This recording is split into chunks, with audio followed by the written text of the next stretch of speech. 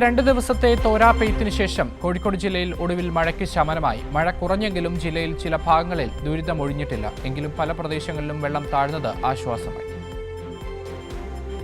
കോഴിക്കോട് ജില്ലയിൽ മഴ മാറിയതോടെ താഴ്ന്ന പ്രദേശങ്ങളിൽ താമസിക്കുന്നവർക്ക് ആശ്വാസമായി. വടകര ദേശീയപാതയിൽ മീത്തലെ മുക്കാളിയിൽ വീണ്ടും മണ്ണിടിച്ചൽ ഉണ്ടായി. നിർമ്മാണ പ്രവൃത്തി നടന്നിരുന്ന ഭാഗത്താണ് ഞായറാഴ്ച പുലർച്ചെ 1 മണിയോടെ വൻതോതിൽ മണ്ണിടിഞ്ഞു വീണത്. കോൺക്രീറ്റ് സംരക്ഷണ ഭിത്തി നിർമ്മിക്കാനായി സ്ഥാപിച്ച കൂറ്റൻ ഇരുമ്പ് കമ്പികളും ഫൗണ്ടേഷൻ ഉൾപ്പെടെയുള്ള നിർമ്മിതികളും അപകടത്തിൽ പൂർണ്ണമായും തകർന്നു. പ്രദേശത്ത് ഇപ്പോഴും കടുത്ത മണ്ണിടിച്ചൽ ഭീഷണി നിലനിൽക്കുകയാണ്. പുലർച്ചെയുണ്ടായ കനത്ത മഴയിൽ വീട്ടുമുറ്റത്തെ കിണർ ഇടിഞ്ഞു താഴ്ന്നു. താമരശ്ശേരി വാടിക്കൽ ഓണപ്പോയിൽ സ്വദേശി OP ചന്ദ്രന്റെ വീട്ടുമുറ്റത്തെ കിണറാണ് ഇടിഞ്ഞു താഴ്ന്നത്. തോട്ടുമുക്കം തരിയോട് പെയ്ത മഴയിൽ കിണർ ഇടിഞ്ഞു താഴ്ന്നു.